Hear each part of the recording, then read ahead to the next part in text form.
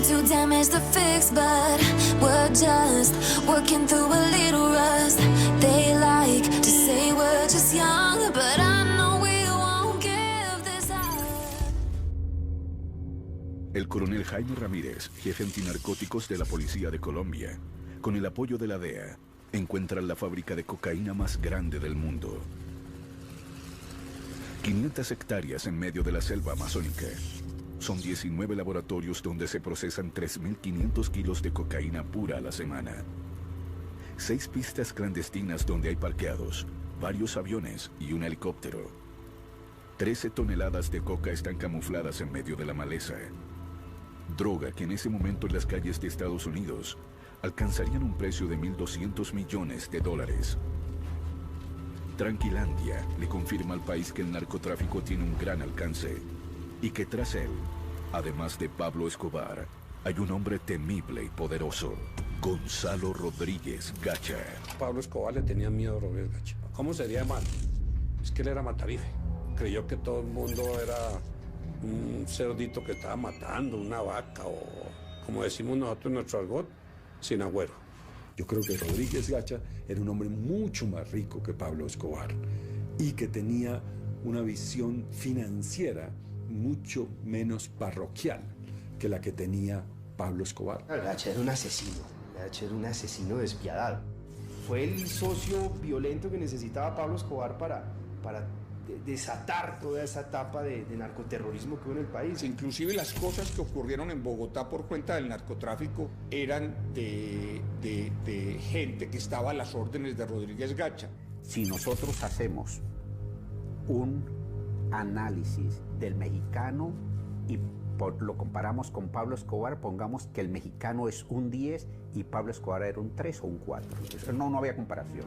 Hombre, pues ya que soy una persona bastante humanitaria, yo veo que esto es una cosa bastante lamentable. Temido hasta por Pablo Escobar, ¿quién era finalmente Gonzalo Rodríguez Gacha, el mexicano? ¿Un capo de la droga? ¿El brazo armado del cártel de Medellín? ¿El hombre que más influyó en los carteles mexicanos? ¿Un psicópata? ¿Un instrumento del poder?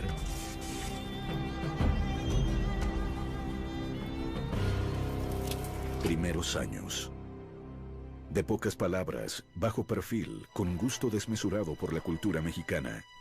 Gacha es una mezcla de gran empresario del narcotráfico y terrorista. Alguien sin límites morales.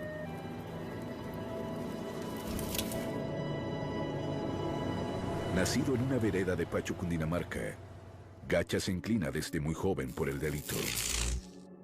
Lo que se puede saber es que nace en una familia humilde, de padres campesinos, y desde muy temprana edad comienza a dar señales de ser un muchacho muy vivo, que se roba la plata de la venta de los quesos de la familia y que quiere surgir, quiere salir de la pobreza.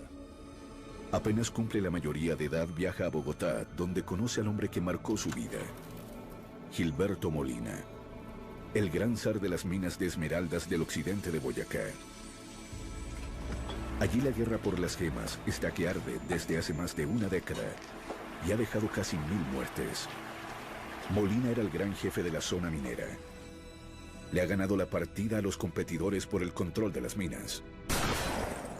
Entra el contacto con las armas en el desarrollo de sus relaciones con la minería de las esmeraldas, que le va a permitir posesionarse, dado el carácter violento y su particular inclinación a resolver a través de las acciones definitivas, mortales, los conflictos que hay en el área minera.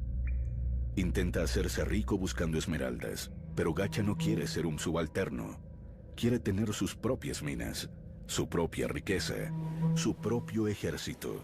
Y va a probar suerte a la costa atlántica, en plena bonanza de la marihuana. Son mediados de los años 70. Entre La Guajira y Santa Marta, la aduana de Colombia dice que hay 131 pistas clandestinas y puertos ilegales en los que se pueden cargar hasta 64 barcos con marihuana. La hierba viaja por el Caribe y llega hasta el sur de los Estados Unidos. Gacha trafica marihuana por poco tiempo. A Rodríguez Gacha nunca le gustó trabajar con marihuana porque era muy voluminoso el negocio y dejaba menos dividendos comparado con la cocaína. Muy pronto descubre que el gran negocio es exportar cocaína. Para entonces la pasta de cocaína viene de Perú y Bolivia y se refina de manera artesanal en el sur de Colombia.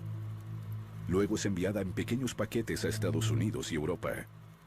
Yo creo que en principio el aporte de Gacha fue traer la semilla de la coca a Colombia y empezar a producir 3 y hasta 4 cosechas al año en este país sin depender del suministro de Perú y de Bolivia. Cuando ellos descubren la mina, de cómo un kilo de coca que valía aquí en ese tiempo $1.000 y en Miami valía 15 y en Nueva York 20 y en el Japón 100, se encontraron un banco emisor ahí, porque es pura plata.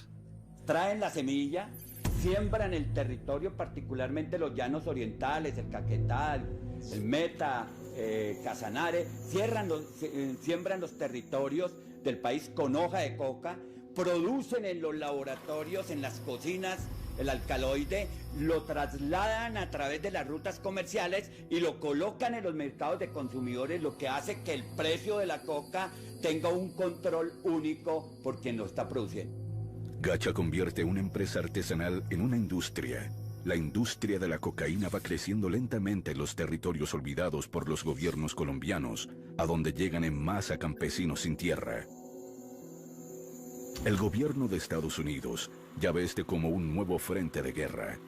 En 1973, el presidente Richard Nixon ha creado la DEA. La guerra de Vietnam ha terminado y Estados Unidos enfoca sus esfuerzos en la nueva guerra contra las drogas que proviene de América Latina. La cocaína es la nueva moda de los bares en Nueva York, Los Ángeles y Miami. La demanda crece y los cultivos y laboratorios también. La cocaína está de moda en Estados Unidos. La revista Newsweek publica un artículo en portada que glamoriza el uso de la cocaína. Dice que es como tomar vino. Eso hay que entenderlo para poder comprender por qué el cartel de Medellín, y en este caso Rodríguez Gacha, se vuelven muy poderosos.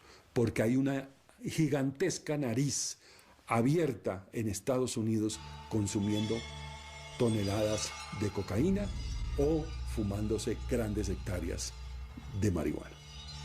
Guerra contra el Estado. En Colombia, uno de los primeros en entender el desafío que significaban los narcotraficantes fue el coronel Jaime Ramírez, un hombre valiente que se niega a aceptar que Colombia caiga en manos de ilegales. Ramírez está tras la huella de Verónica Rivera, la llamada reina de la coca, quien es la que conecta a Rodríguez Gacha con los que serían sus socios por el resto de su vida. El clan Ochoa, Pablo Escobar y Carlos Leder, el grupo que la DEA bautizaría como el Cartel de Medellín. Yo creo que la relación entre Gacha y Escobar era una relación de respeto mutuo. Los dos sabían que eran asesinos peligrosos, traicioneros, que se podían hacer daño. Pablo Escobar era un narco que soñaba con ser presidente, que tenía toda una filosofía endeble, política, y Gacha se entendía a sí mismo como un campesino que no tenía aspiraciones políticas, sino que quería hacer plata y hacer lo que le diera la gana con ese dinero. Gonzalo Rodríguez Gacha para la DEA siempre fue el hombre más importante que existió en ese entonces, muchísimo más que Pablo Escobar. El mexicano era el número 1 para la DEA, era el objetivo principal. Para principios de los años 80, Rodríguez Gacha tiene una red de laboratorios en las inhóspitas selvas. Pero no está solo. Allí desde hace años tiene su imperio, las FARC. Una guerrilla de mediano poder en aquel entonces, ignorada en el centro del país, pero que maneja con mano de hierro la vida de miles de los humildes colonos que llegan a la selva tras un nuevo dorado, la coca. Ya son 4.000 las hectáreas cultivadas. 20 años después, al finalizar los 90, serían 150.000. Para ese entonces, las rutas de la coca en el Caribe, que maneja Carlos Leder desde el Cayo Norman, en las Bahamas, son asediadas por la DEA.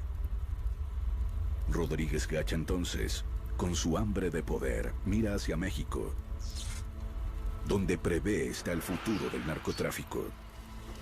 Pero en realidad lo que pasó es que los Estados Unidos logró bloquear la vía del Caribe, marítima y aérea, para acceder a Estados Unidos con droga enviada directamente desde Colombia.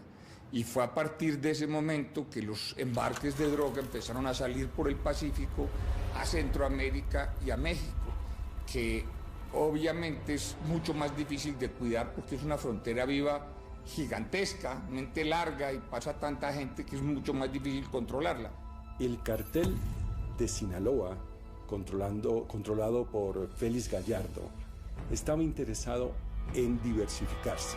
Ellos dependían, a mediados de los 80, dependían mucho de la marihuana, pero no tenían un suministro constante de cocaína y tenían toda esta frontera inmensa con Estados Unidos para pasar la droga. Y hace el contacto con el Chapo Guzmán. El Chapo Guzmán es empleado de Félix Gallardo y ahí se comienza esta relación que lleva a Rodríguez Gacha a tener pistas, a comprar pistas en la frontera de México y Estados Unidos y trabajar con un promedio de 50-50 con los narcotraficantes mexicanos. Rodríguez Gacha hace el mejor negocio de su vida, lo que lo catapulta a ser un poderoso narcotraficante. México le causa gran impacto y termina convirtiéndose en un mexicano más. Siempre se ha dicho que él, el primer negocio que hizo grande, lo coronó por un puerto que se llama Mazatlán en México, y que a raíz de eso fue que él le cogió tanto amor a la cultura mexicana, y todas las propiedades de él llevaban nombres mexicanos. Los caballos tenían el nombre mexicano, en la finca tenía 200 sombreros de colección de alto costo, en unos están, me dicen que inclusive muchos cantantes famosos vinieron a compartir con él. El negocio está disparado. Los miembros del cartel de Medellín, incluido Rodríguez Gacha, posan de benefactores del país. Incluso Gacha reparte dinero a las víctimas del terremoto de Popayán. Pablo Escobar se lanza a la política y Carlos Leder da discursos nacionalistas en la plaza pública. La economía tolera los dineros mal habidos y la sociedad convive con los narcos como si fuera una nueva clase social emergente. Él tenía muchas propiedades y daba mucho empleo, había mucha gente que dependía económicamente de él. Lo de la capilla del municipio, él también colabora mucho en la reconstrucción de lo que hoy en día es la parroquia San Antonio de Padua económicamente. Él era una persona que colaboraba mucho con la gente, que era muy generosa, y la gente lo seguía indiferentemente pues de las actividades que después se supieron que él tenía. El hecho de que aquí haya tenido ese auge y haya tenido además esa aceptación social tiene que ver tanto con el debilitamiento del Estado como con el hecho de que esos sectores del narcotráfico financiaban también pues, industrias muy populares entre las personas, como el fútbol, cosas que finalmente representan parte de las expresiones populares de las personas.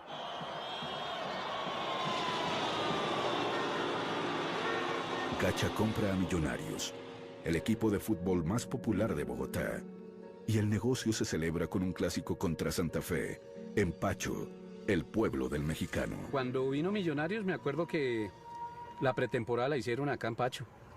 Me acuerdo del Toro Funes que vino, me acuerdo de Godoy, de Vivalda.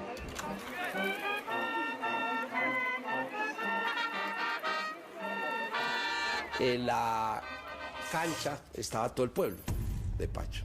Nos cambiamos, nos desplazamos a la cancha y es una cancha en muy buena condición para jugar un partido profesional. Estaba todo el pueblo de Pacho. Estaban las autoridades locales, el alcalde, estaba el policía, el jefe de policía.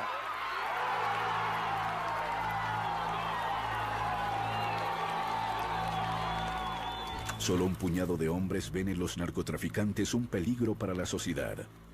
Luis Carlos Galán ha creado el nuevo liberalismo y uno de sus líderes más importantes, Rodrigo Lara Bonilla, entiende la amenaza que significa esta naciente mafia. Es tan extremo que si usted observa las casas en el país, va a encontrar que los colombianos han tenido que volver cárceles sus casas. Lara y Galán saben que no se trata solo de dinero y corrupción. Ven el potencial violento de los carteles. Claro, porque inmediatamente pues detectó algo que era muy visible, que era muy notorio, y fue pues la infiltración del narcotráfico en el fútbol, digamos, como una forma primero de lavar dinero y como una forma también para ellos de montar una industria. En ese entonces, naturalmente, salieron defensores de los equipos, defensores de esas estructuras mafiosas, a decir que era un loco, que cómo podía acusar al fútbol colombiano, un juego del pueblo, de estar infiltrado por el narcotráfico. En 1982, Lara Bonilla se convierte en el ministro de Justicia del gobierno de Belisario Betancur. Y desde allí empieza su combate al narcotráfico de la mano del coronel Jaime Ramírez. Jaime Ramírez se convirtió en la mano derecha tanto del embajador como del representante de la DEA, y son ellos los que después fraguan la relación con la persona que necesitaban en ese momento en el gobierno, que era Lara Bonilla. Lara, apoyado por la información que Ramírez le brinda primero, denuncia la presencia de narcotraficantes en el fútbol. Luego pone sus ojos en los aeropuertos. Se da cuenta de que los cielos están siendo surcados por centenares de aeronaves cargadas de droga e inmoviliza a 150 de ellas. Bueno, básicamente el cartel de Medellín tenía una flota aérea al servicio del narcotráfico, contada con la complicidad de la aeronáutica civil para las licencias de los aviones. En ese momento, el ministro Lara Bonilla, con la ayuda del coronel Ramírez, decide hacer una revisión exhaustiva de quiénes están detrás de estas avionetas, helicópteros y aviones del cartel de Medellín. Y él se sorprendió muchísimo. Dijo, bueno, pero ¿cómo es posible que el narcotráfico hoy esté utilizando aeronaves? Porque es que una aeronave necesita de un permiso oficial, necesita de una matrícula, necesita aterrizar en pistas. ¿Qué está pasando en el país? ¿Qué está pasando con nuestras autoridades? Entonces les aterrizan los aviones, cosa que naturalmente al narcotráfico le duele muchísimo porque empieza a dificultarle su tarea. En una sociedad permisiva con los narcotraficantes, que banaliza su influencia en la política y en la economía, Lara y Rodríguez se convierten en verdaderos obstáculos para Gacha y el resto del cartel de Medellín. Intentan sacarlos del camino a como dé lugar. Lara es citado a un debate de control político, y antes de él mostrar las pruebas que tiene de que Pablo Escobar es un narcotraficante agazapado en la política, recibe un golpe bajo. Y tan pronto llega al Senado se da cuenta de que él lo citan a debate, él no sabía por qué. Lo único que sí le pareció extraño es que lo estaba citando Alberto Santofimio Botero, Jairo Ortega, cuyo suplente era el señor Pablo Escobar, y el debate era un supuesto cheque de un señor narco llamado Evaristo Porras. Él se sorprendió y dijo, ¿pero cheque de qué? Y él dijo, pero yo no entiendo. Primero, esto es un cheque supuestamente dirigido a mi nombre y endosado, pero ¿cómo voy yo a endosar un cheque con un número de cédula mal? No es mi número de cédula. Yo creo que fue un complot, mire. Yo no tengo la menor duda que fue una trampa que le pusieron a Rodrigo. Trataron de derrumbarlo, no solamente los narcos, sus adversarios políticos, porque era un hombre políticamente muy vehemente. Y tenía, pues era una carrera muy promisoria. Se trata de una escalada del narcotráfico que hoy busca la salida de un ministro del gabinete porque lo considera... Es un golpe demoledor para Lara, fraguado por el cartel de Medellín para desprestigiarlo. Su partido le abre una investigación ética. Eso era increíble. O sea, y quedó de investigador a investigado, se transformó y él perdió esa batalla. Él se sentía que lo dejaron solo, los Galán, Luis Carlos Galán lo dejó solo, todos. Sin embargo, la lucha sigue. Lara con Ramírez y la DEA se preparan para demostrarle al país que el narcotráfico es mucho más peligroso de lo que se piensa. Hay que tener en cuenta que teníamos aquí en Colombia un embajador muy cercano al presidente Ronald Reagan, un soldado de Reagan, es Lewis Tams, y él llega con una obsesión a Colombia, que es quién produce los precursores para procesar la cocaína. Y se da cuenta que en el mundo hay solamente 7 empresas y se da cuenta que el 90% del éter que entra a Colombia se usa para el procesamiento de cocaína. La DEA está dispuesta a seguir la ruta del éter para encontrar los laboratorios donde se produce esta industrialmente. Estos señores le ponen a las canecas de éter unos beepers con unas antenas que van camufladas en la parte exterior de las canecas. Son 3 beepers.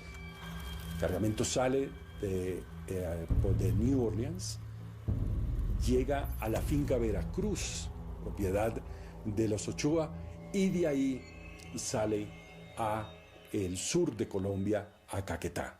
Tras la pista del éter, la policía hace una operación a la que no asiste Ramírez y se hace un decomiso gigante en las selvas del Yarí, 1,5 toneladas. Pero algo extraño ocurre al día siguiente.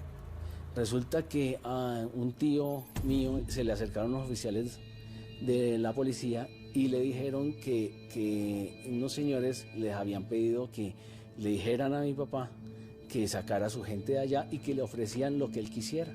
Entonces él sospechó. El hecho que intentaran sobornar a Ramírez fue un indicio para Ramírez de que quedaba más droga por incautar. Entonces él se fue para allá en un helicóptero pequeño con un piloto y un escolta y aterrizaron, y hasta ese momento fue la cantidad de droga, cocaína pura, más grande que se había cogido en Colombia, y él empezaba a ver que había muchos más laboratorios, que lo que pasa es que estaban camuflados entre la selva. Yo creo que Tranquilandia es el comienzo de todo, y es el comienzo de la gran tragedia nacional que hemos vivido en los últimos 30 años. O sea, ahí arrancan los grandes problemas del país. El gigante complejo industrial de cocaína se llama Tranquilandia, pues los narcotraficantes jamás pensaron que sería descubierto. Tranquilandia permite conocer por primera vez a Gacha, un hombre tan poderoso como Pablo Escobar en el cartel de Medellín. Y entre el 78 y el 82, ¿qué ocurrió?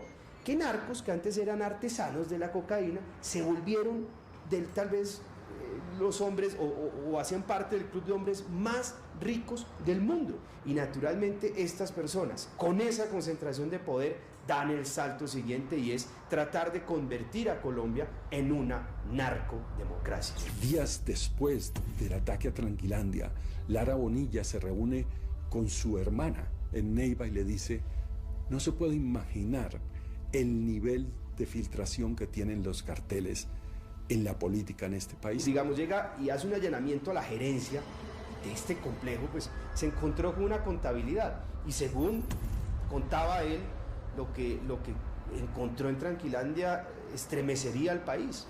La guerra del narcotráfico apenas comienza. Yo creo que en ese momento de Tranquilandia el país estaba acostado con el enemigo. El hallazgo de Tranquilandia deja enfurecidos a los miembros del cartel de Medellín, pero especialmente a Rodríguez Gacha, quien empieza laboriosamente a organizar el atentado contra Lara Bonilla. Él citó un día al coronel Ramírez. Dijo: coronel, tengo información muy seria de que hay un plan para asesinarme. Si a mí me asesinan, yo quiero que usted sepa que los responsables de ese crimen son los dueños de las avionetas y del helicóptero que incautamos en Tranquilandia. 54 días después del golpe a Tranquilandia, Rodrigo Lara Bonilla es asesinado. Abrí campo a la izquierda y me volé. De repente sentí una explosión. Alcancé a ver por el espejo y vi al ministro como acostado en el asiento. El asesinato desencadena de parte del gobierno la temida extradición a Estados Unidos. Colombia entregará a los delincuentes solicitados por la comisión de delitos en otros países para que se les castigue de manera ejemplar. El cartel de Medellín declara que prefiere una tumba en Colombia que una cárcel en Estados Unidos. Con los extraditables la guerra será a muerte. El cartel de Medellín tampoco le perdona al coronel Ramírez el hallazgo de Tranquilandia. Está al acecho de él y su familia, que son fuertemente custodiados por la DEA. Se nos acercó un oficial en un día de vacaciones que él tuvo y nos informó que en la Dijín había información de que iban a asesinar a un oficial de la policía y que creían que era él. Ramírez sentía que adentro de la propia institución el cartel tenía personas que lo vigilaban. Ellos pudieron penetrar las instituciones pues, con una cantidad de dineros y eso fue sorprendente. Ramírez pasa de antinarcóticos a la inspección de la policía. Se siente vulnerable y un blanco seguro del cartel de Medellín. El viernes él se comunica con el oficial que tiene infiltrado en el cartel de Medellín y el oficial le dice que había muerto el jefe del grupo de ejecución de él. Era un tal Cuco y que la orden estaba en stand-by. Entonces eso nos confió y nosotros compartimos ese fin de semana con la familia como no lo habíamos hecho en mucho tiempo. Ya regresando de Bogotá fue que nos hicieron el atentado. Íbamos hablando del futuro en ese momento cuando yo sentí algo que sonaba. Yo pensé que era que el carro estaba cascabeleando. Después entendimos que eran las ráfagas de ametralladora que tenía silenciador. En ese momento ya me di cuenta que Jaime fue una ráfaga tenaz. Cuando el carro pierde el control, mi papá cae al lado de mi mamá, nosotros nos tiramos al piso del carro cuando vimos que todo era un infierno. Entonces me bajé del carro para abrirle a mis hijos la puerta de atrás. En ese momento me encontré con el asesino de frente con la ametralladora que me la puso al pecho y yo le imploré que por favor no me matara. Entonces él se fue, Jaime estaba recostado, pues muerto, recostado sobre el lado mío y fue y le hizo un tiro en el oído para rematarlo. Tranquilandia había sido finalmente vengada por la mafia y la guerra contra el Estado será brutal a lo largo de la segunda mitad de los años 80. Eran misiones mesiánicas de un ministro que estuvo a punto de renunciar por una extorsión de los narcos, de un policía que creía en su país y que creía que había lugar para demostrar que se podía luchar contra ellos, y de uno que otro periodista o político que apoyaba también esa causa, pero no era una acción del Estado. Entonces toda esa gente luchó en forma solitaria y murió en forma solitaria y bajo un gran desagradecimiento e ingratitud de parte del Estado. Guerra contra la izquierda. Rodríguez Gacha tiene otras guerras entre sus manos. Una de ellas contra las FARC. Cuando Gacha instaló los primeros laboratorios en las selvas del Yarí, este era un territorio olvidado por el Estado, pero bajo el control de la guerrilla comunista de las FARC. El grupo armado cobra un impuesto a los cultivos y laboratorios, y la relación con Gacha siempre es tensa y difícil. Gacha tenía unos intereses muy fuertes en el centro, en el sur del país, donde estaba el laboratorio Tranquilandia, que por mucho tiempo habían convivido con las FARC porque habían hecho un intercambio. Las FARC protegía el laboratorio y ellos vivían tranquilos y exportaban sin ningún problema. Por supuesto que las FARC, y quiero ser clara en esto, tuvieron muchas relaciones y muchos vínculos con el tráfico, pues porque fueron sus colonos, gente con la que ellos habían ayudado a colonizar el Caquetá, que estaban sembrando la coca y ellos eran intermediarios y ellos regularon ese mercado. Pero ellos no estaban de socios en el laboratorio y exportando cocaína, que era por lo menos no en ese momento. Primero cobraban impuesto, pero empezaron a ver que eso era bueno, empezaron a cobrar impuesto por cultivos. Después cobraban por laboratorio. Ese fue un curso de ascenso, después por kilo y después ya hicieron contactos internacionales. En el Magdalena Medio, donde Gacha se ha hecho a las mejores tierras, y allí la guerrilla también acosa con la extorsión y el secuestro. En 1981, la guerrilla del M-19 secuestra a la hermana de uno de los miembros del cartel de Medellín, Marta Nieves Ochoa. El cartel funda un grupo paramilitar en Puerto Boyacá, donde Gacha ha comprado inmensas tierras. El MAS, muerte a secuestradores. Así comienza una de las etapas más nefastas de la historia reciente de Colombia, la de las masacres y el exterminio.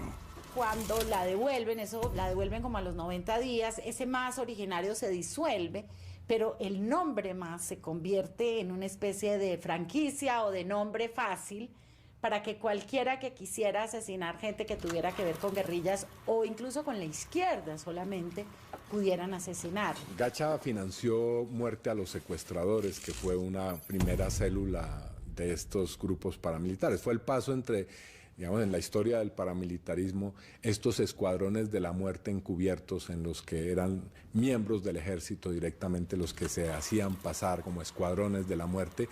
Fue el paso de ese tipo de estrategia, una estrategia en la cual se vinculaban campesinos, sectores rurales, a pequeños grupos y estructuras que se terminaron convirtiendo después en un ejército, las Autodefensas Unidas de Colombia. Pero bueno, Gacha hizo parte de todo ese proceso. El mexicano intenta hacer acuerdos con las FARC, pero no lo logra. Por el contrario, estos atacan algunos de sus laboratorios.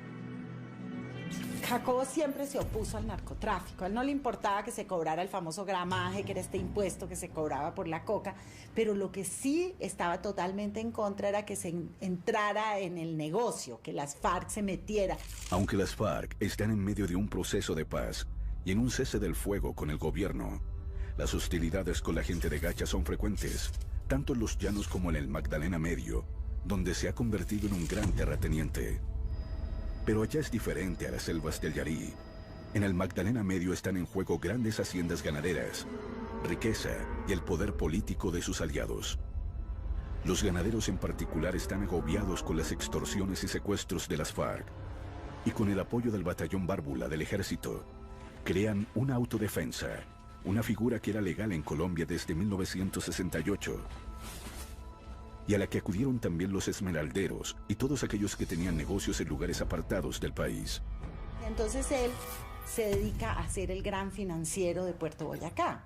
Y allá crean lo que se llamó el modelo de Puerto Boyacá, que es un modelo en donde el paramilitarismo ocupa todos los espacios e intermedia toda la vida política, civil, militar, electoral, toda, y se instala en una zona donde ya prácticamente hay una paz, pero es una paz de los sepulcros. Puerto Boyacá se convirtió en un sitio en el cual todo el Estado local, las fuerzas militares estaban puestas al servicio de construir las estructuras paramilitares, y allí se hicieron esas famosas sesiones de entrenamiento con los mercenarios británicos y los israelíes, que fueron traídos al parecer por el alto mando militar y por prestigiosos políticos y también dirigentes del gremio ganadero a Colombia.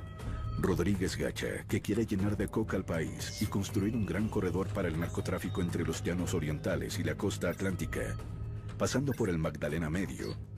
Para eso se hace propietario de inmensas extensiones de tierras, a veces compradas, a veces tomadas a la fuerza. Empieza a construir su gran ejército paramilitar y compra armas en el mercado negro. Quiere doblegar a las FARC y, de paso, a todos quienes simpatizan con ellas. Eso tampoco pues es que fuera propiamente una cosa ideológica, no. Eso era para defender las tierras que ellos, donde lograban expulsar las FARC y expulsaban las FARC, y si tenían que matar los campesinos porque supuestamente eran colaboradores, los mataban. Entonces ese cuento de que eso era para defender...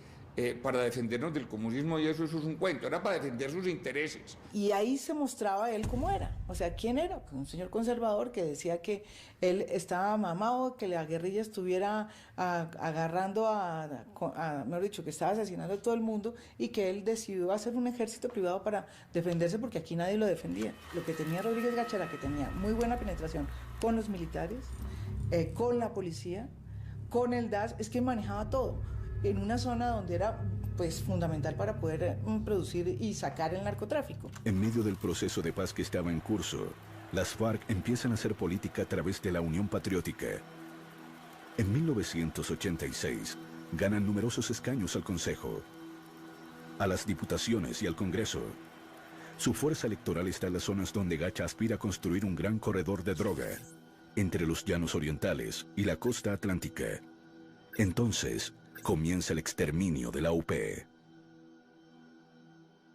Efectivamente, Gacha aparece como autor y como determinador de varios de los principales asesinatos y magnicidios que se cometieron en las primeras salidas públicas de la Unión Patriótica, en elecciones y también en los procesos que se estaban estructurando en las regiones del país. Entre 1986 y 1989, la guerra sucia contra la Unión Patriótica es devastadora.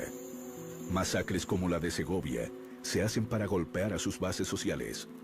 Son asesinados 9 de sus congresistas y cientos de concejales. Gacha entiende que cualquier proceso que permita entrar en la vida civil a guerrilleros, como es el de la UP, va a crearle a él un enemigo ya dentro del mundo lícito, y entiende que hay que eliminarlos a todos, y financia esa campaña terrible de asesinato de 3.000 militantes de la Unión Patriótica.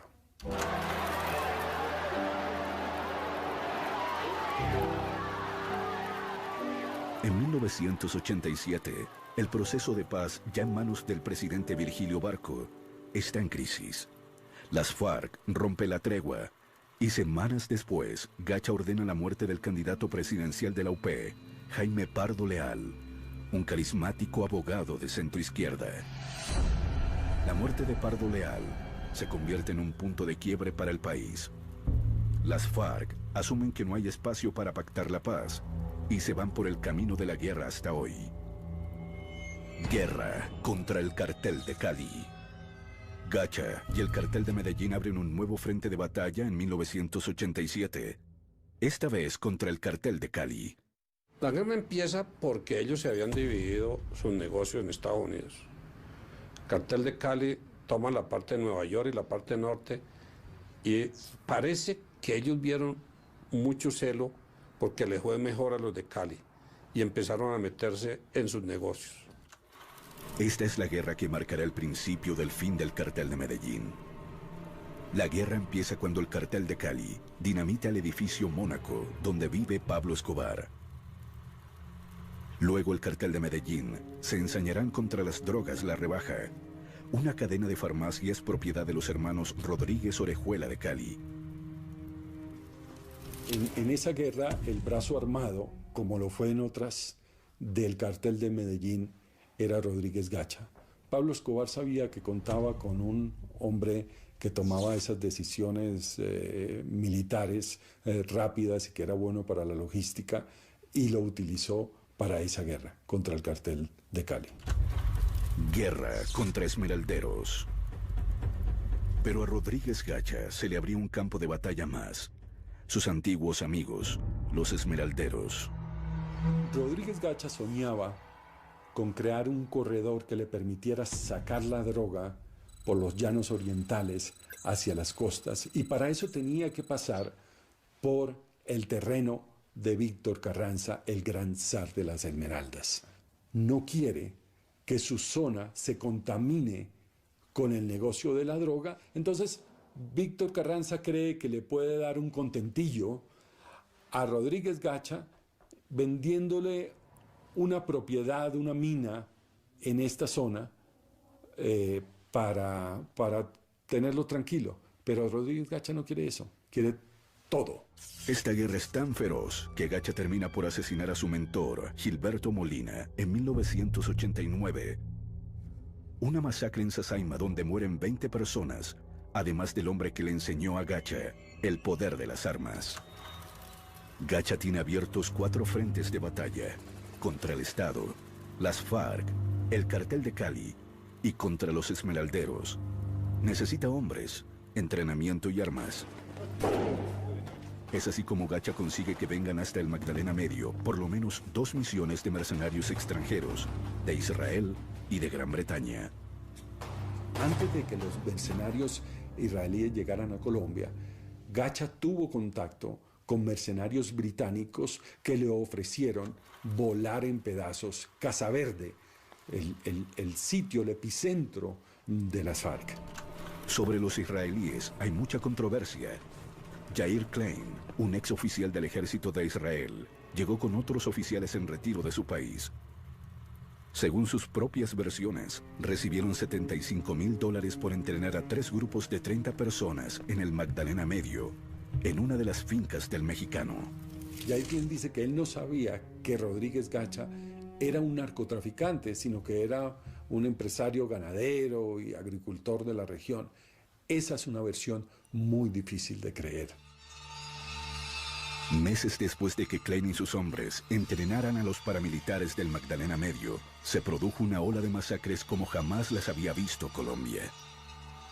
En esa escuela, la escuela de Yair Klein, si uno toma la lista de los alumnos, se da cuenta que fueron los grandes asesinos y autores de las peores masacres que ha visto la historia de Colombia.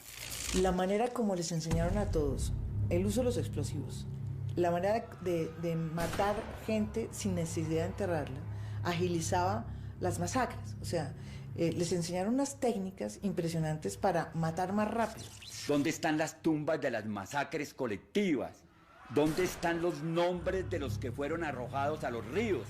De los que fueron consumidos en fosos de caimanes y de cocodrilos que se construyeron para eso. Es decir, el imaginario de la criminalidad narco-paramilitar y narcoterrorista es absolutamente para espantar, para llenar de terror, porque ese era el propósito, construir el terror y gobernar y controlar el territorio desde el terror, administrando económicamente el miedo. En ese momento Colombia se suma en el periodo más aterrador de su historia. Los narcotraficantes tienen dinero, muchas armas, redes de cómplices en todos lados y ningún escrúpulo para matar.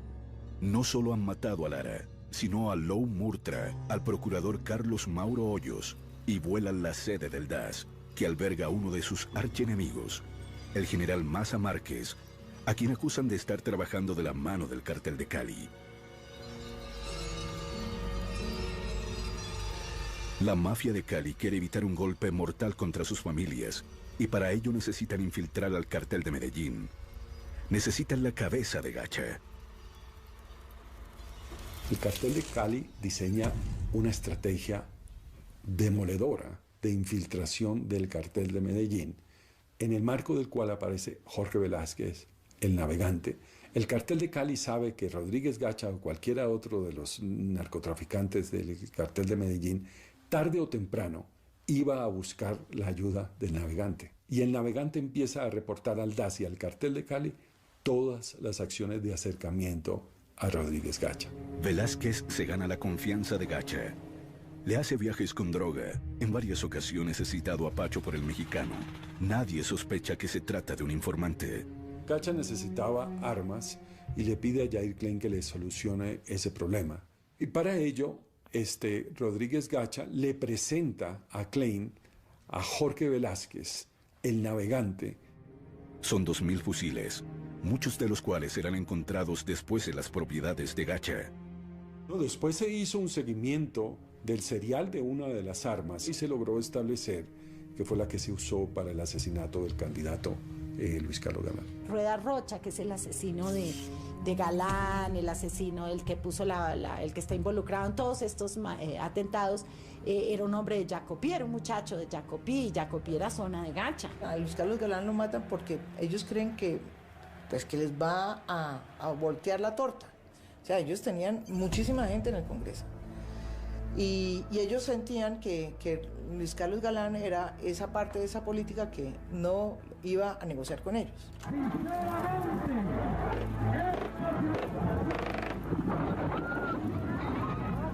Lamentamos informar a los colombianos que el precandidato liberal Luis Carlos Galán Sarmiento ha fallecido. Efectivamente, el clímax de una serie de hechos terroristas que tiene sumido al país en la peor crisis de su historia es el asesinato de Luis Carlos Galán. En ese momento, el hombre sobre el que se depositaban las esperanzas del país. Durante el año 89 y parte del año 90, y todo el gobierno del presidente Barco y parte del de Betancur, fue una batalla por la supervivencia de la democracia. Cuando en una campaña a uno le matan la mitad de los candidatos presidenciales, entonces uno dice, ¿qué hubieran hecho? No, pues ojalá hubiéramos tenido más justicia y hubiéramos podido tener más justicia de la que teníamos en ese momento. El problema verdadero era ese, que no teníamos suficiente justicia para encarar estos personajes y que había complicidades en la sociedad. Es a César Gaviria quien le corresponde reemplazar a Galán como candidato a la presidencia por el Partido Liberal. Sobre él también se ciñe la amenaza de la muerte.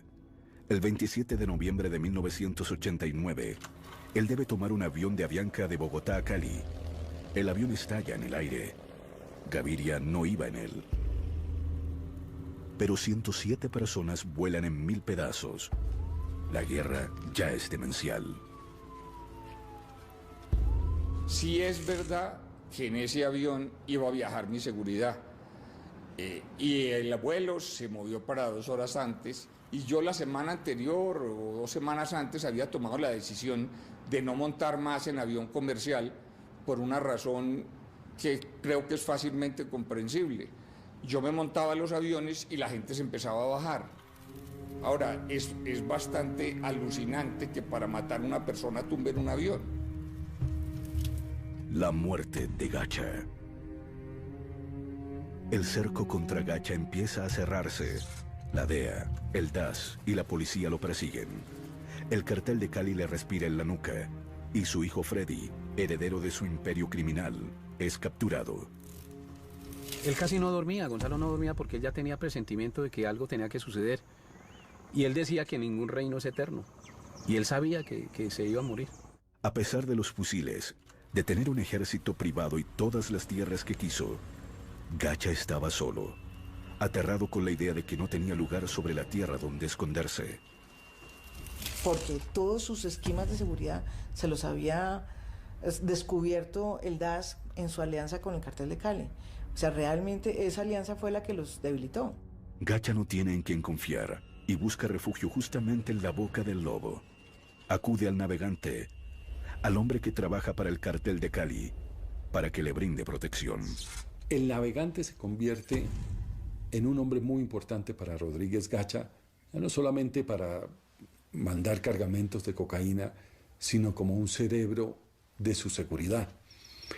Y es en el que confía para hacer un viaje a Cartagena, en principio, en donde se encontraría con Freddy, su hijo, que había sido detenido. El navegante le comunica a su contacto cómo se puede hacer esta operación. En esa misión se encuentra con uno de los helicópteros que le ordena dirigirse a la playa. El navegante se monta en el helicóptero, le indica a la policía y al ejército dónde está hospedado Rodríguez Gacha. Él se encontraba allá en unas cabañas y estaba protegido por sus hombres pues bien armados.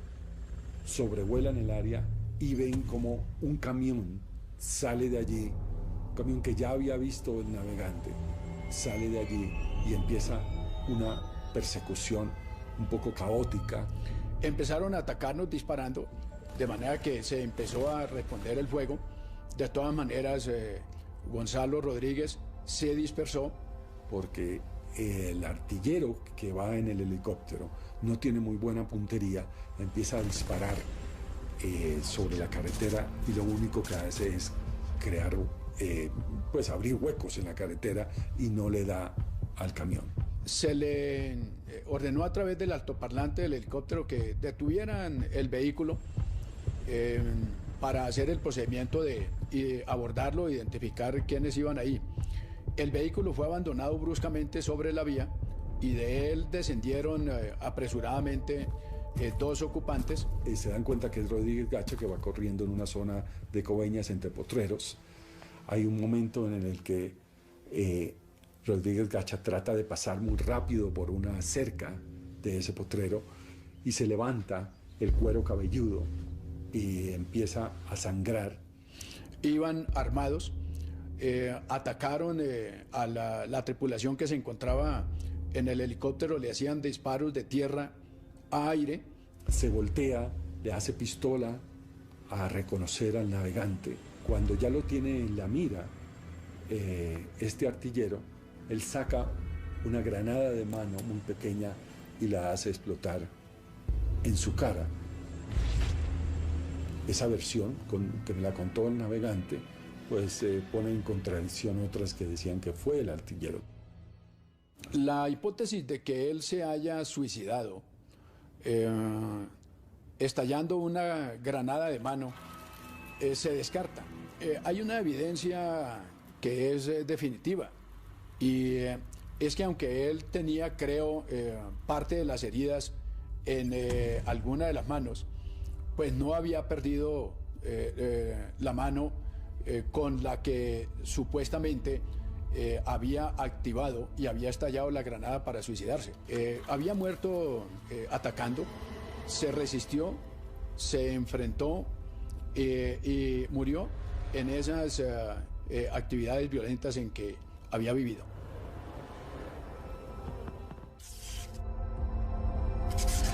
Gonzalo Rodríguez Gacha murió el 15 de diciembre de 1989, a sus 42 años. Dejó un legado de muerte que retomarían los paramilitares a través de las Autodefensas Unidas de Colombia.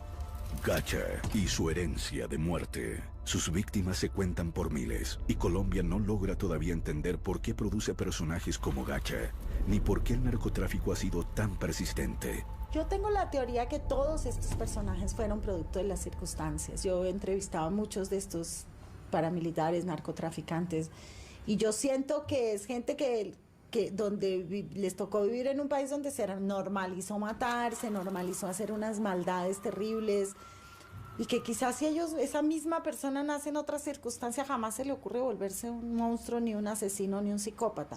La estela de muertes, de víctimas, de viudas, de huérfanos, de desaparecidos, de despedazados, de triturados por la maquinaria criminal de Gacha, es absolutamente imponderable.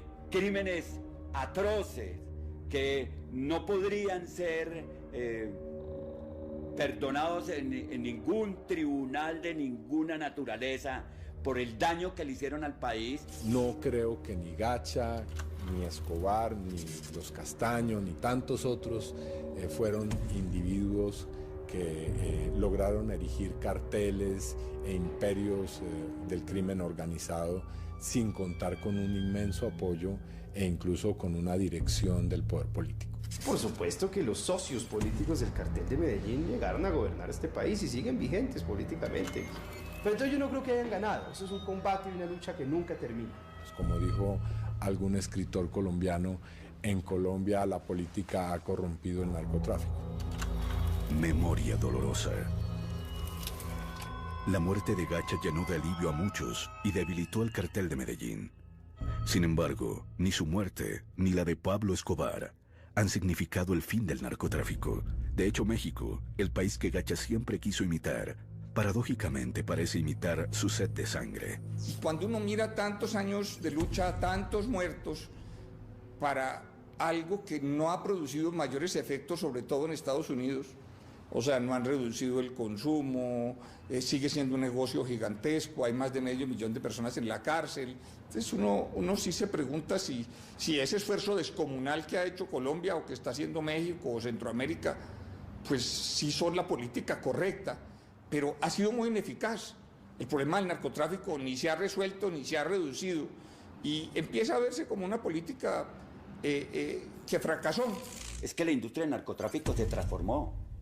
Ya no es la industria del narcotráfico de los viejos cártel, ni de los grupos de traquetos, ni de los apodados como Cuchillo, Jabón, Los Gemelos. Hoy el narcotráfico es una empresa productiva de altísima confidencialidad, con una serie de personajes que juegan el papel de testaferros a prueba de toda duda, que son capaces de mover por los circuitos económicos convencionales la mercancía y lavar activos desde las bolsas de Nueva York, del de Japón o desde cualquier parte del mundo.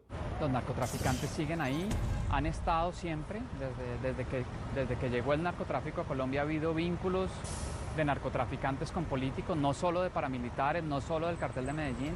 Las FARC también tienen nexos muy establecidos con el narcotráfico y tienen nexos muy establecidos con políticos. Y es una fuente de financiación de políticos, una fuente de financiación infinita para políticos en las regiones, de dinero, de votos, que le sirve a los políticos de la región. Es que Estados Unidos tiene el sistema bancario que lava más dinero del narcotráfico. ¿Por qué nos vamos a quedar callados? Eso hay que decirlo también. Hay que decir que en Wall Street se mueve una gran cantidad de dinero que en forma directa e indirecta es del narcotráfico. ¿Cuántos banqueros norteamericanos están presos por lavado de dinero? Ninguno. A la clase dirigente norteamericana le está faltando coraje para discutir este tema. Hay países que nunca irán a permitir que se legalice la droga. ¿Qué pasó? Que desde que dividimos los temas empezamos a tirarnos la pelota el uno al otro. Entonces, usted es país productor, usted es país consumidor, usted lava dinero, usted produce precursores químicos. Pero es que si no hubiera coca no había consumo, esa es la más fácil. Pero Colombia sigue siendo un país en donde hay mucho narcotráfico, mucha producción de drogas ilegales. Y tal vez la mejor forma de luchar contra el narcotráfico no sea una guerra frontal, sino sea básicamente reduciendo las rentas ilegales de este negocio. ¿Cómo? Nadie está hablando de legalizar la producción de cocaína, pero sí de repente de regular un mercado que produce unas rentas que si se le quitan, generarían muchísimo menos violencia a las que hoy genera. La fortuna de Gonzalo Rodríguez Gacha pasó en buena medida al Estado, al que le tomó 25 años hacer la extinción de dominio. En algunas de sus fincas más exuberantes, viven hoy campesinos desplazados por la violencia. Después de mi mayoría de edad, me fui hacia la ciudad de Bogotá. Allá trabajé 9 años. Después de eso, me vine aquí vuelvo a mi tierra, a mi vereda, porque se estaba dando lo de la reforma agraria. Entonces me inscribo, salgo seleccionado y me dicen, sale tierra para ti. Esta tierra era de don Gonzalo Rodríguez Gacha. La plata que se ganó con él es como maldita, si esa plata, eso se fuma. Porque como en el caso de mucha gente que yo conozco, incluyendo el mío mismo, yo logré hacer una pequeña fortuna, no mucho, pero eso nunca duró, eso. Uno se da cuenta con el transcurrir del tiempo que hay que trabajar y sudarla, y con el sudor de la frente conseguirla, porque lo contrario eso no, esa plata no dura. A un cuarto de siglo después de la muerte de Gacha, a Colombia todavía le cuesta reconocer qué pasó durante los peores años de la guerra contra el narcotráfico. El país se debate entre el silencio y la adulación del mundo del narcotráfico. Fíjese que hay una tremenda presión porque los colombianos no sepamos qué pasó ahí. Y porque las personas que están vivas no sean capaces de decir la verdad. O sea, no hemos podido saber la verdad. Yo creo que en Colombia hay una tendencia a romper los espejos para que no se refleje la realidad.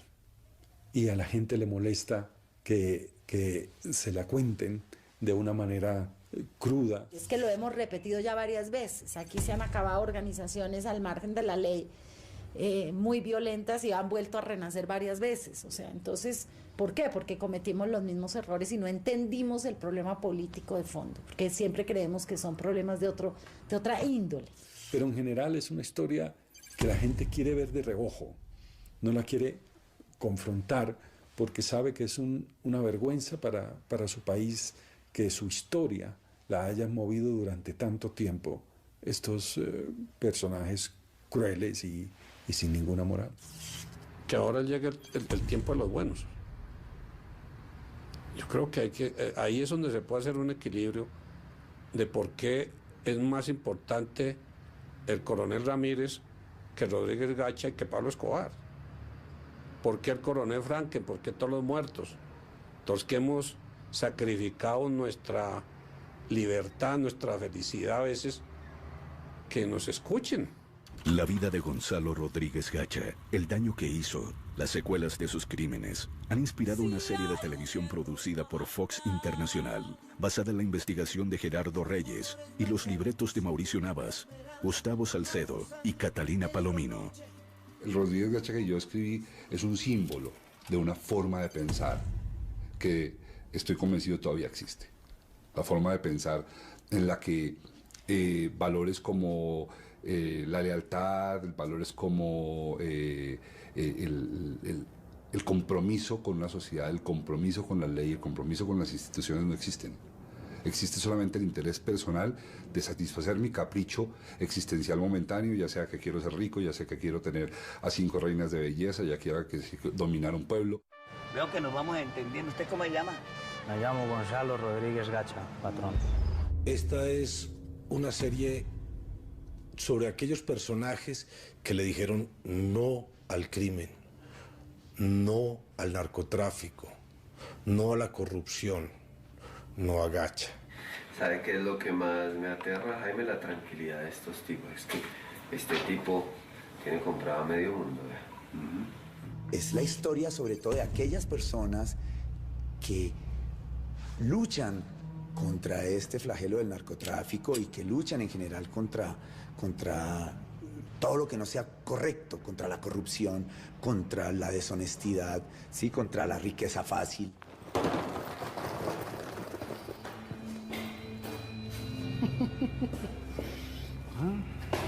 ¿Cómo la vio? Así de sencillo. Desde el libreto mismo se ha tenido cuidado de no mitificar un personaje como Gacha. Contar la historia de este personaje que es muy atractiva, ¿sí? De una manera que permita ser leído por el espectador como lo que es, un bandido. Así nos gastemos una fortuna, vamos a acabar con ellos. La historia que todo colombiano debe conocer. Todos esos que me miran desde arriba me van a mirar desde el piso. El canal RCN te trae otra gran superproducción, alias El Mexicano, con Flora Martínez, Rafael Novoa, Juan Sebastián Calero, Carolina Gaitán, Toto Vega, Nicolás Rincón, Manuela González, Fabio Rubiano, alias El Mexicano. Gran estreno, mañana a las 9 de la noche. Después de protagonistas de nuestra tele en sus últimos días. Entonces la historia de Gonzalo Rodríguez Gacha y de un señor que se llama Jaime Ramírez, que él era un policía de investigaciones, un tipo muy inteligente, un tipo que llegó a ser nuestro como pionero en la investigación. Créame que cuando yo hablo también de ese tema me miran como si fuera un bicho raro que hubiera bajado de una nave extraterrestre. Mira, tú te metes a internet y encuentras muchísima información acerca de Pablo Escobar y toda esta gente y Gonzalo Rodríguez Gacha, pero entras a buscar información acerca, digamos, de Jaime Ramírez y encuentras apenas, creo que una página. Eso viene de casa. Jaime Ramírez Gómez creía en la institución, creía en ser un buen policía, creía en hacer las cosas correctamente, paga. De verdad la felicito. Ojalá todos los colombianos fuéramos como usted. Buenas noches. Y ojalá todos los policías fueran como usted. Yo le digo a un niño, ¿usted sabe quién es el coronel Ramírez? ¿Usted sabe quién era Rodrigo Lara? Pero le preguntas quién era Pablo Escobar o quién era Gacha y saben. Entonces, eso duele, lastima y uno dice, uy, ¿dónde estamos? ¿Qué nos está pasando, por favor? Puede decirse que la serie es un homenaje a quienes dieron su vida luchando contra el narcotráfico, cuando el resto de la sociedad ignoraba su dimensión. Rodrigo Lara Bonilla, en compañía de Jaime Ramírez Gómez, fueron los dos tipos que le pusieron por primera vez el pecho al narcotráfico en Colombia. Y los tipos que tuvieron la visión, el uno desde la policía y el otro desde la política, de saber que los criminales que estaban emergiendo eran criminales que la humanidad jamás había visto. Pero bueno, los dos tenemos el secreto, ¿no? Esto es llegar temprano a la oficina bien bañadito y uno debe que hablar, ¿sí? Arregladito y así funcionamos. Por favor, doctor Lara, siéntese. Rodrigo Lara es una persona vertical, recta, de verdad uno de los grandes héroes de esta patria, un político que de verdad ejercía el hecho de la política, que es el bien de la comunidad sobre el bien personal. Ahora sí, ¿tiene consejo de seguridad? No, doctor Lara, yo vine a hablar única y exclusivamente con usted. Dentro de cada institución siempre hay alguien que logra sobrepasar el miedo. Entonces uno dice, claro, extrañamente estos mismos personajes, estos mismos héroes, muchas veces son traicionados por sus mismos colegas. Que los fueron dejando solos porque el país los dejó solos. Les dieron la espalda, a los dos les dieron la espalda. Usted se dio el favor que yo le hice a usted. Pero la serie no es una serie de historia, sino un drama de ficción basado en una investigación periodística. Y entonces empezaron a aparecer fuentes de información, algunas pues, cuyos nombres no se pueden revelar, y me permitieron construir una ficción basada en lo real, que es uno de los grandes motores de la historia, y son personajes como Ana Belén. Buenas, con permiso. Mucho gusto. Gonzalo Rodríguez Gacha. Yo creo que Ana Belén simboliza, no solamente para la historia, sino definitivamente para el país, una reivindicación de la dignidad de la mujer colombiana. Estas historias siempre han sido contadas de una forma en la que, por el contrario, aplastan la imagen de la mujer colombiana. Lo mismo nuestra periodista, que lo interpreta Flora Martínez, se llama Isis, el personaje. Es una loca por la noticia, es una periodista, realmente periodista, que vive, sufre y quiere ser la mejor periodista del mundo y ser honesta con su profesión, y se está dando cuenta de que entra en unos mundos muy difíciles. Es una mujer que no puede ser objetiva porque cree en la verdad, cree en la justicia, entonces se empieza a meter cada vez más y más y más y más en líos. Lo duro que he encontrado haciendo esta serie es que realmente no ha cambiado nada. Estamos contando una historia de hace 50 años que se sigue repitiendo. Es importante realizar una historia sobre la vida de Gonzalo Rodríguez Gacha, porque los colombianos merecemos que nuestra historia sea contada por nosotros mismos, para leernos y entender qué ha pasado con nosotros. Yo en Rodríguez Gacha encontré un desahogo a un dolor profundo, es un dolor de país. He tratado de llamar la atención, de que cuando el país vea a Gacha se haga preguntas. Es mirar, es haber visto una radiografía del país donde están creciendo mis hijos. Es muy doloroso. ¿Será que sin el dinero de Gonzalo Rodríguez Gacha los colombianos van a dejar de vender su alma? No, porque se fue el que las compraba, pero se quedaron los que la venden.